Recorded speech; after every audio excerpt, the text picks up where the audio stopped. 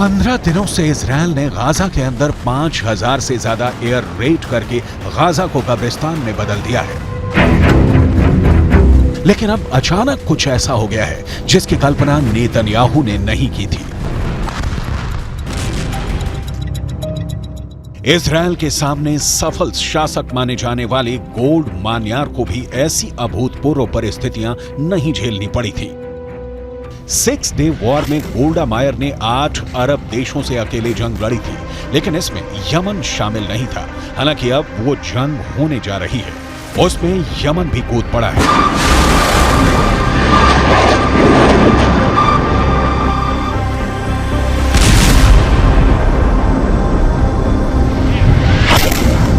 Yemen के Houthi विद्रोहियों ने 2 मिसाइलें लॉन्च करके अपनी ताकत दिखा दी है। लेकिन अब इजरायल ने भी इन हूथियों को जड़ से मिटा देने का ऐलान किया है, क्योंकि यह तय हो चुका है कि हूथी विद्रोहियों ने जो 3 मिसाइलें दागी थी उसका टारगेट इजरायल था।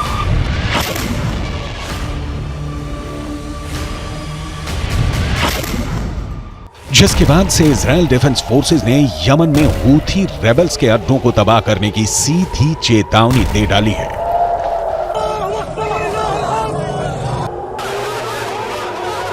आईडीएफ के प्रवक्ता रियर एडमिरल डैनियल हगारी ने गाजा पट्टी के साथ लेबनान और यमन पर जवाबी हमले की जानकारी साझा की है।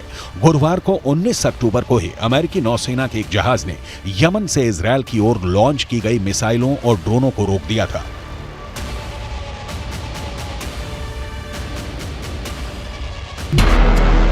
अमेरिका के रक्षा विभाग पेंटागन ने दावा किया था कि हूथी ने इजरायल के खिलाफ ड्रोन भी छोड़े थे। मतलब इजरायल का एक और पुराना दुश्मन जंग के मैदान में है। हमास की तरह इजरायल के इस दुश्मन को ईरान ने ही खड़ा किया है। ईरान से ही हमास और हूथी को खाद्य पानी मिलता है। We cannot say for certain what these missiles and drones were targeting, but they were launched from Yemen, heading north along the Red Sea, potentially towards targets in Israel. Our defensive response was one that we would have taken for any similar threat in the region, where we're able to do so against our interest personnel and our partners. Israel पर हमले के साथ ही खाड़ी में मौजूद अमेरिकी सैन्य अड्डों को भी मिसाइल और ड्रोन से दहलाना शुरू कर दिया गया है। इराक में अमेरिकी बेस ऐन अल असद पर रॉकेट और ड्रोन दागे गए। इस बारूदी अटैक की गूंज इराक में काफी दूर तक सुनी गई।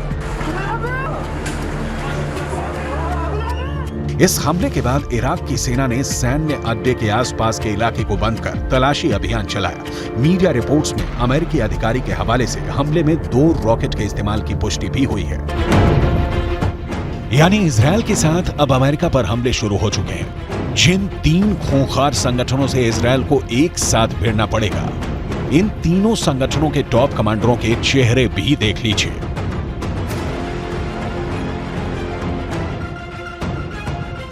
हमास का सरगना इस्माइल हानिया, हिजबुल्लाह का आका हसन नसरुल्ला और हूथी विद्रोहियों का कमांडर अब्दुल मलिक अल हूथी।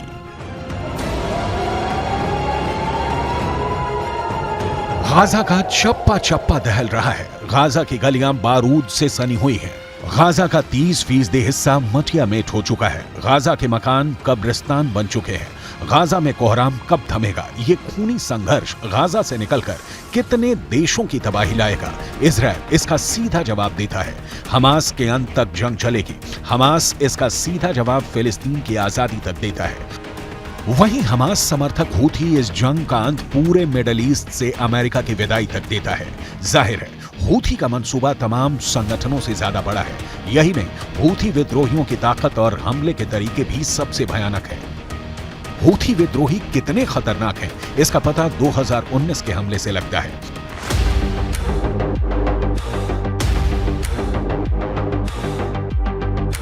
सितंबर 2019 में हूथी विद्रोहियों ने सऊदी अरब की तेल कंपनी अरामको को ड्रोन हमलों से दहलाया था। तब हूथी विद्रोहियों ने ड्रोन से मिसाइल दागकर तेल कंपनी अरामको की सबसे बड़ी रिफाइनरी वाले इलाके बकीक को धुआं कर दिया था। हूथी विद्रोहियों ने दूसरा मिसाइल अटैक अरामको के खुरैस तेल क्षेत्र में किया था। इन हमलों में इस्तेमाल हथियारों की निशानदेही मेड इन ईरान हुई थी। सऊदी अरब के तेल के कुओं को हूथी विद्रोही फरवरी 2021 में भी मिसाइल हमले से जलाकर खाक कर चुके हैं।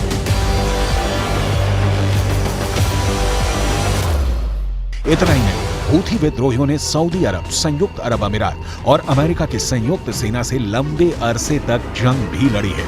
CNN की एक रिपोर्ट बताती है कि हूथी विद्रोहियों को बहुत सारे हथियार तस्करी के जरिए मिलते हैं, लेकिन हूथी विद्रोहियों की असल ताकत ईरान है।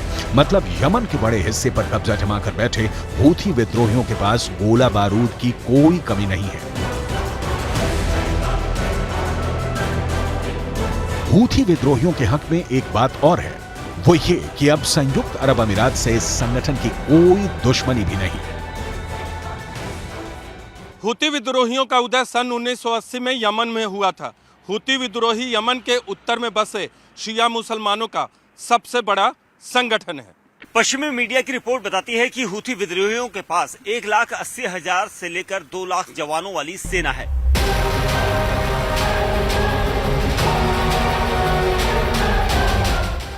हूथी सेना के ये जवान टैंक चलाने, एंटी टैंक गाइडेड मिसाइल चलाने, लंबी दूरी की बैलिस्टिक मिसाइल चलाने से लेकर हर तरह के आधुनिक हथियार चलाने में माहिर हैं। दरअसल ईरान शिया बहुल देश है और हूथी मुस्लिम भी इसी समुदाय से आते हैं। शिया समुदाय से आने वाले हूथियों की यमन में बढ़ती ताकत से सुन्नी बहुल सऊदी अरब और UAE में घबराहट बढ़ी हुई है। अमेरिका और ब्रिटेन की मदद से हूथी विद्रोहियों के खिलाफ हवाई और जमीनी हमले होते रहते हैं और हूथी विद्रोहियों को जब मौका मिलता है, संयुक्त अरब अमीरात को निशाना बनाते रहते हैं।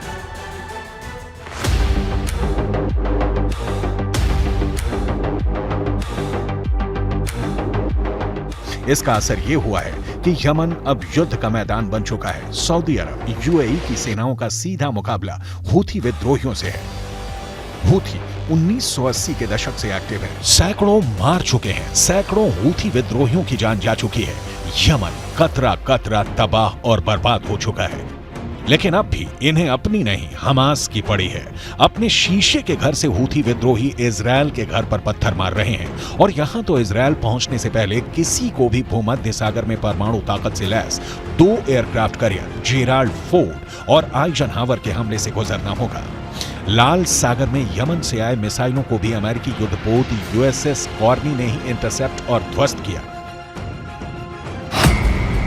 युद्धपोत USS कॉर्नी एक डिस्ट्रॉयर है। इसका इस्तेमाल हवाई हमले रोकने और पानी और जमीन पर हमले के लिए होता है। यह 1991 से अमेरिकी वायुसेना में सेवा दे रहा है। इस पर हमेशा 329 सैनिक तैनात रहते हैं और इसकी रफ्तार 55 किलोमीटर प्रति घंटा है। इजरायल युद्ध में समर्थन और विरोध की तस्वीरें पल पल बदल रही हैं। नया समीकरण दिख रहा है कि हूथी विद्रोहियों के हमास के समर्थन में उतरने के बाद शायद संयुक्त अरब अमीरात और सऊदी अरब इजरायल के खिलाफ खुलकर उतरने से इनकार कर दें। ऐसे में ईरान का यह दावा कि अरब देश एक होकर इजरायल के खिलाफ लड़ेंगे, दावा ही रह जाएगा।